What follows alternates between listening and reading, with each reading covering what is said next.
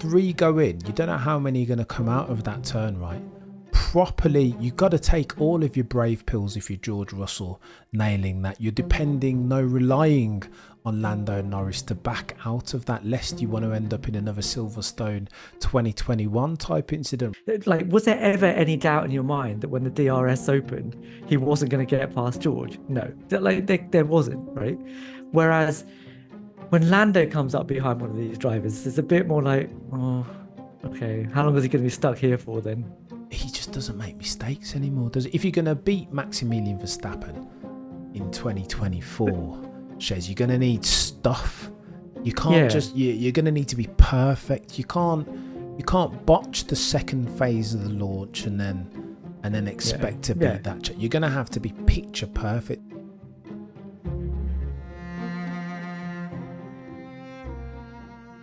Hello and welcome to another episode of the Shakedown podcast. With me as always, one of my brethren, one of my co-hosts, the legend that is the A-side, Shazina. How are you doing? So it doesn't matter how you are doing because we need to talk some F1age and we don't have a lot of time. The Spanish Grand Prix, sir, talk to me about it. In fact, I'm going to pitch the question at you this way. I've been holding on to this for a while, Shez.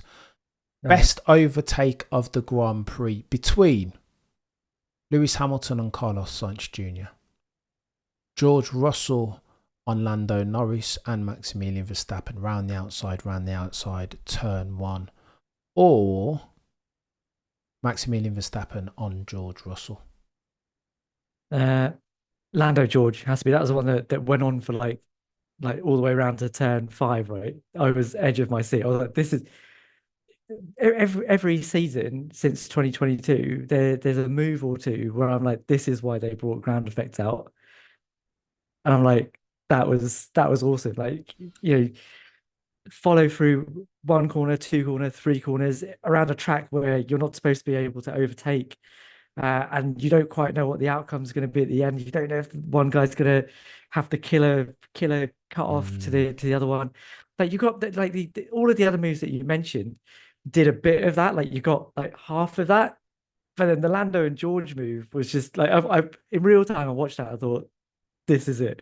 This is the move that everyone's going to be talking about. So hang on, Shez. You're talking about not the George on Lando, not turn 1, lap 1. You're talking about Lando managing to get it done on George. Yeah, that was an amazing move. Oh, the humanity, Shez. I didn't even have that in my top 3, bro. That's... No, I know that you like the combo. I'm surprised that more people haven't mentioned that because it was like corner after corner after corner. And you knew who was the faster car, but you weren't quite sure if like Lando had missed his opportunity, and then he just didn't. It was great.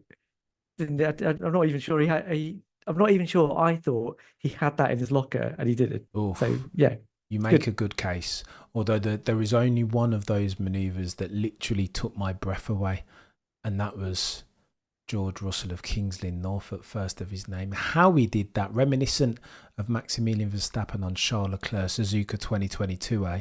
Like, I just don't know. That's a manoeuvre. You don't know. So 3 go in. You don't know how many are going to come out of that turn right. Properly, you've got to take all of your brave pills if you're George Russell, nailing that. You're relying on Lando Norris to back out of that, lest you want to end up in another Silverstone 2021 type incident. Well, I thought that was super brave and super skillful from George Russell around the outside. Verstappen's got to get a cheeky nod in there as well. That move on George, the clinical nature of it, didn't take long, and he needed to get it done if he wanted to win that race. Some decent moves. Lewis's too. Holy smoke! Yeah, right. Yeah. Just decisive, jeez, right? Mate. But that was something that I thought was really marked when you looked at these guys, right? Like, I know there were differences in car characteristics, and we talked about this as well. But the fact is that when Max needed to get past George, he got past him. There was no question. Like, was there ever any doubt in your mind that when the DRS opened, he wasn't going to get past George? No, there wasn't, right? Whereas when Lando comes up behind one of these drivers, it's a bit more like, oh, okay, how long is he going to be stuck here for then? And that's exactly how it played out. It ruined his race. He doesn't have that. There are extents to the levels of killer instinct Yeah. that they have respectively, right? Maximilian is operating at that phase now. I think they characterised it really well after the race. He just doesn't make mistakes anymore, does it? If you're going to beat Maximilian Verstappen in 2024, Shez, you're going to need stuff. You can't just you're going to need to be perfect. You can't botch the second phase of the launch and then expect to beat that. You're going to have to be picture perfect, and this is the realization that Lando's coming to now at the Austrian Grand Prix, isn't he? But this isn't just about mistakes, right? This is about, like, Max has now reached a level where he's not thinking about the move in front of him and proving himself to everyone that's watching. He's looking at it like, if I don't make this move, it's going to mess up my race. Whereas Lando, I think, looks at a lot of these and he's like, oh, it's okay. I can probably get him a bit later. Or, oh, I've messed up the start, but it's all right. I've got a really fast car at the end of a stint, so it will come back to me. No, man, like, your moment is now.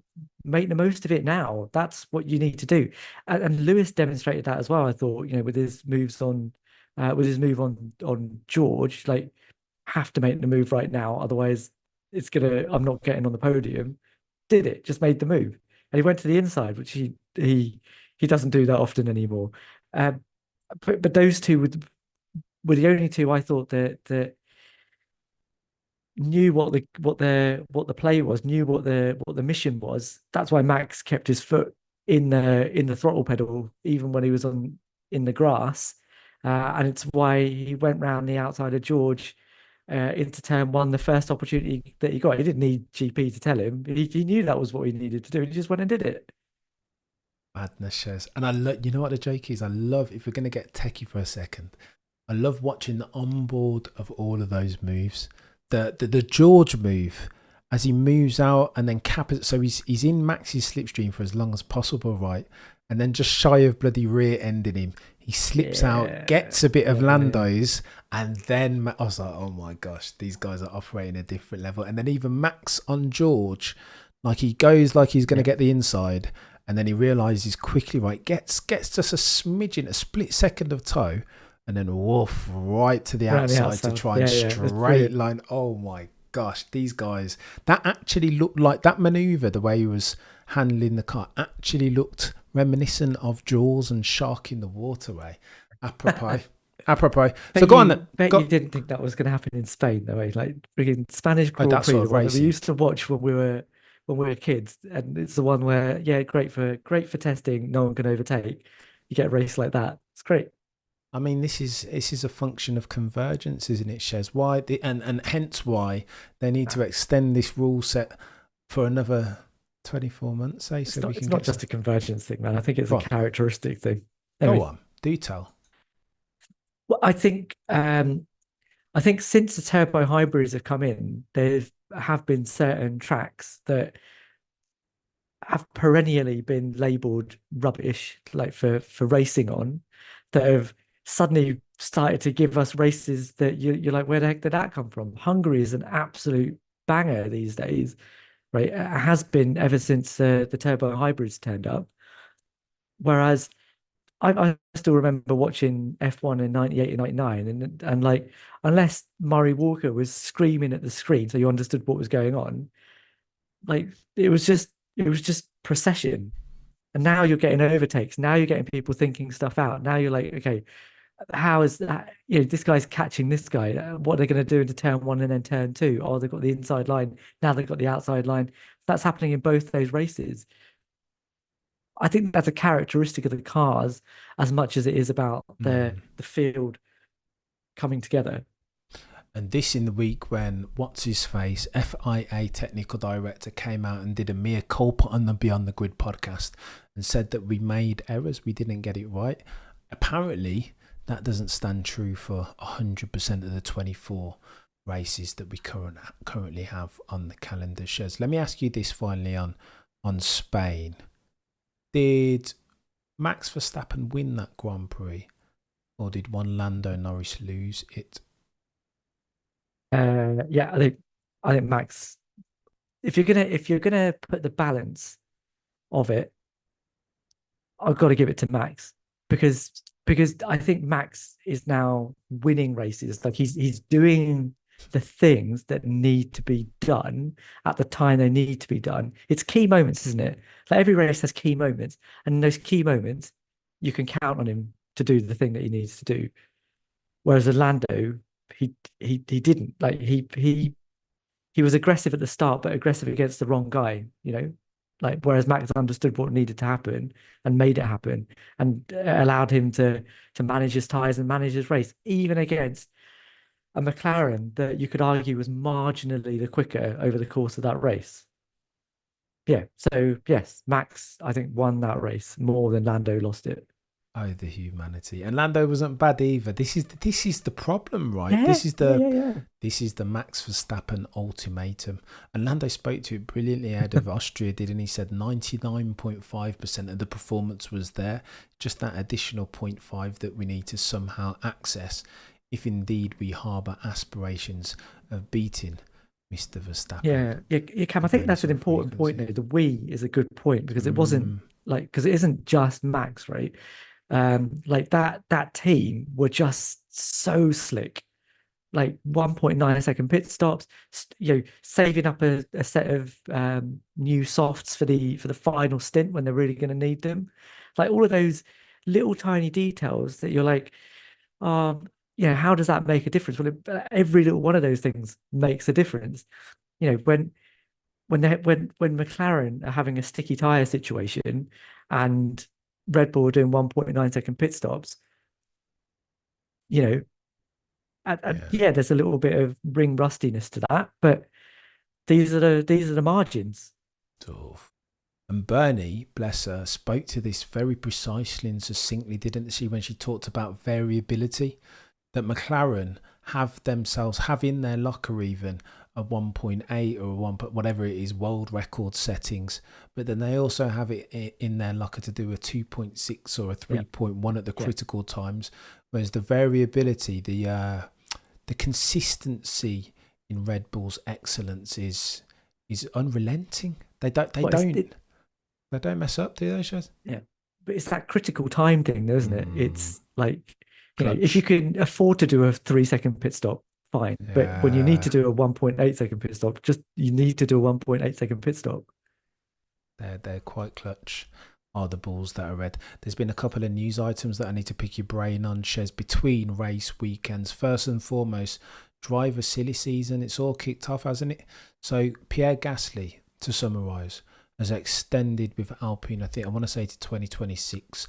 Lance Stroll has done what we always knew was going to, which is get another Bly, another I love you from Papa Stroll. He's also been extended through 2026. However, I think the biggest story in driver silly season is what hasn't happened as far as Carlos Sainz Jr. Now, there are 3 teams circling around him, being, of course, Williams, Sauber soon to become Audi, and there is a new entrant in the form of a Flavio Briatore-led Alpine.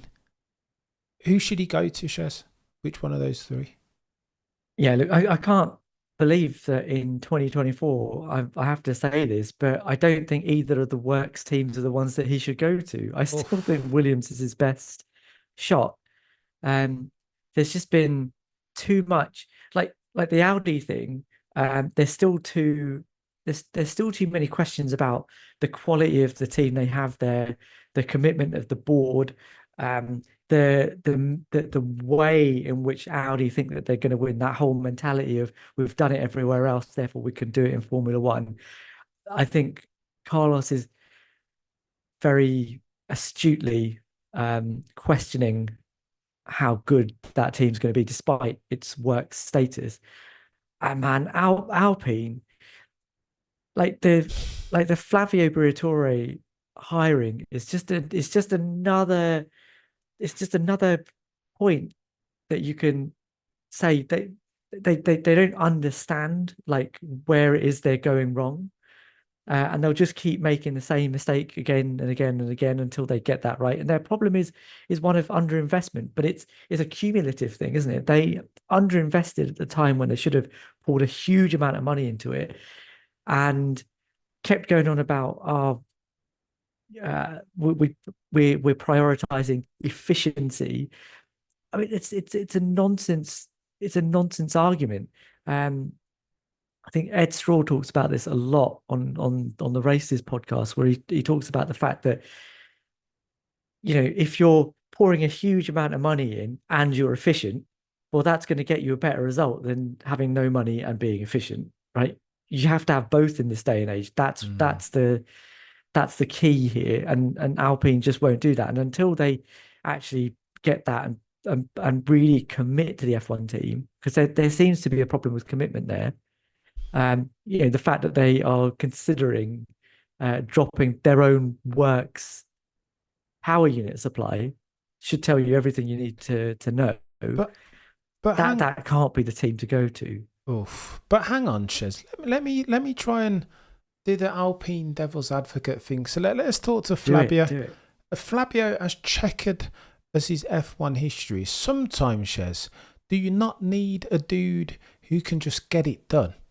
You need that guy who's going to bend slash break the rules to get you over the line. And I think you can make the argument that if there's a team on the grid currently in that position who need a Flavio Briatore, a line stepper extraordinaire, then Alpine probably is that team. No. And then secondly, let me riddle me this, Shez.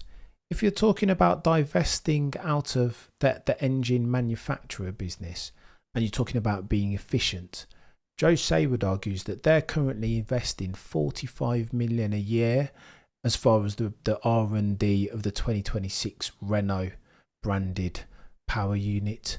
Everyone else, those shares, is anywhere between 90 to 100 million. Surely it makes sense to abandon that project now, fail fast, outsource that to a Mercedes if Mercedes will allow them, pay them anywhere between 15 and 30 million a year and save all that cash. Surely, again, nominally it doesn't look fantastic if the works team is like, there's a low hanging journalistic trope, right, that you always want to be in a works, that you can't win nothing in a customer team and all that other good stuff. But surely if we're being pragmatic and arguing devil's advocate for Alpine, that is the way to go, is it not, Shez?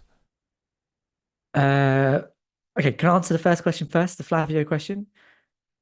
So I guess the Flavio deal is, look, Flavio came into Formula One initially because he was running marketing for Benetton, and he realized that Formula One was a way that they could get their name out there quickly. And he was then given free rein by Benetton to kind of do what he wanted, which is how that then turned into the championships that they won in 94 and 95. But that's not the problem that they have right now. Alpine's problem is that they won't allow that separation. I still don't think they're going to give Flavio free rein to do what he wants. That's not his remit there. He's like this executive advisor or something, isn't he? He's not like running the team. And poor old Bruno Famin Or is sitting there having to make nice when he's like, oh man, another idiot buffer between me and management. Like this uh, doesn't help me. or Shez Um, executive director, depending on whose account of events you're to be believed. what difference does it make? Like he's not there bringing performance. Uh, What they need is money and independence. That's what the Formula One team needs. And then in terms of the fail fast thing, from the engine point of view, um, yeah, fine. You might get a bit of short-term gain from like sticking somebody else's power unit in the back of your car, but it's not going to get you it's not going to get you ahead of the big guns. McLaren might be doing it right now, but there's still a bit of a step that they're not going to be able to have. Right? There's a bit of integration, a bit of optimization that they're not going to have. There's a reason why Red Bull are embarking on their own power unit program. There's a reason why Aston Martin have are ditching Mercedes engines after, like, how many years have they been with Mercedes? Back 2005, 6 or something, is it? Like mm, it's been a long time. it Um, has. It, that they're now doing Honda engines. that should speak volumes about what it takes. Like Ron Dennis talked about this when they got Honda engines, right? When McLaren got it, they might have messed up that deal, but I think what he said still rings true. That if you're looking to win a championship and more than one championship, that you need to have the whole thing integrated. It's not about having a customer engine and having to compromise on your rear suspension, compromise on your gearbox casing. You're already fighting with one hand tied behind your back. And if you are willingly giving that up, you are saying something about your own engineering capability. You're telling the world we don't have we don't have the goods to be able to back our own team, and we're trying to bring in somebody else to help us out with that. Someone else, a rival on the grid, no less. I don't hate it, Shez. I don't hate what you've just said, but surely McLaren, as at June of 2024, are the proof positive that that's not Or the always exception it that may be proves the the rule. exception. I knew you were going to say that. I knew you were going to hit me. So set us up for it. Go on then. Let's talk. Let's talk very quickly about Austria, because the chat is that McLaren have come with the best package. That potentially Lando Norris pedalled McLaren, who's something of a specialist around this track. Who you got, Shez? Gun to the head. Who are you picking to win this Grand Prix this race weekend? Man, I always say somebody other than Max, and then I get proved completely wrong on race day. No, it's just it's super annoying. Um, oh, okay. Yeah, fine. I'm gonna give it to Lando. I think he's due a race with no favors, a race win with no favors, as it were. Um, yeah, I think he's got a car to whack it on pole. And I think if he doesn't make any big errors at key moments, which he's got that in his locker, unfortunately, at the moment, uh, should be his to lose. Should be his to lose. Wow, look at that terminology that you use there, Shez. It's littered. The answer presents itself to you in your language. It should be his to lose. It was Nostradamus-esque last race weekend, where the pre-race drivers' press conference, Lando said something to this effect: the person that wins the Spanish Grand Prix will be the person that makes the least mistakes. With that front and centre of my mind as a soundbite, Shez, listen, the rules of Cameron F1 as at June 2024, mate, only an idiot backs against Max Verstappen. I can't do it. You're going to need Why? stuff. You just call me an idiot. No, I didn't call you an idiot, Shez. If you want to intervene that. You're going to need stuff to beat that chat. Listen, Yeah. anybody not named Lewis Hamilton in a 2021 Mercedes, you're going to need stuff. Your team has to be operating at this level, like each and every single time. Your pit stops are going to have to be nailed. You can't make any mistakes, not in the race, nor quali. That was a god tier lap that Lando put. Can you imagine? You put that lap in and then you're presented with the race, and then you've got to climb another mountain top a la Sisyphus. What are we doing here? To get this done each and every single time, there are just so many. It's not one hump that you've got to get over and then you can breathe easy, relax, wait into Excel settings. It's another and another. And my team need to be perfect. And the pit stops need to be nailed. And the pole lap needs to be. There was a perfect lap. Lando Norris said, right, how much did he beat Max Verstappen by? Not a lot. 200s, wasn't it? After a perfect lap in a quicker car. Shares, listen, we're seeing something here. Isn't there an argument that is the game now? Like Max is a perfect epitome of Formula One drivers in 2024. They're so honed these days, right? That like you're not like even somebody sort of midfield lower grid is getting like the maximum out of that car 9 times out of 10. And it's not like a massive engine blowout or a or a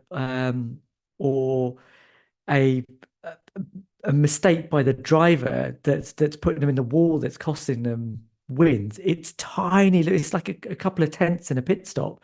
It's a snap of oversteer, an inopportune moment. That's the margin these days, and Max has clocked that game, and I think he's had the opportunity, right? Like 22 and 23 has allowed him to not have to worry about the intricacies of his driving. He's not having to worry about that now.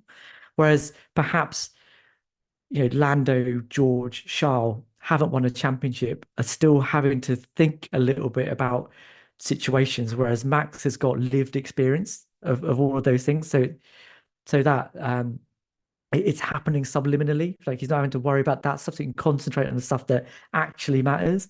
And why that's why he doesn't make mistakes. Do you know what I mean? Mate, he's got his 10,000 hours worth of deliberate That's it. practicing, That's hasn't it. he? And the That's it. rest. And the rest. As we round third base, Shez, let me tell you this very quickly. Did you listen to the Checkered Flag podcast where Benson and Palmer were talking? Mate, ingest that. If you haven't already, you will like it. I should. I'll give you the headline. Benson said that talking with some senior people in the paddock, that more than one of them said that Max Verstappen, as versus the other 19 drivers on the grid, is good for anywhere between 2 and 3 tenths worth of favourable delta. That, sir, is chaos. As a person who likes to defer to those who are infinitely more wise and closer to these circumstances than I, listen, if you ever doubted that that Max is made of different stuff, different materials, wired differently as an automotive pugilist, even, like, there is your proof positive. Blind Michez. Tekie, going to be an interesting race weekend. You've been a legend, sir. A nice cheeky brief one, shorter than usual, but I don't hate it. Sometimes you've got to pack it in and be concise and get straight to the point, cut through the wheat and the truff and all that. You've been a legend, sir. From co-host Chezinho, I've been your boy Cameron. We'll see you same time, same place, next week as always. Between now and next time, however, remember to look, but never stare.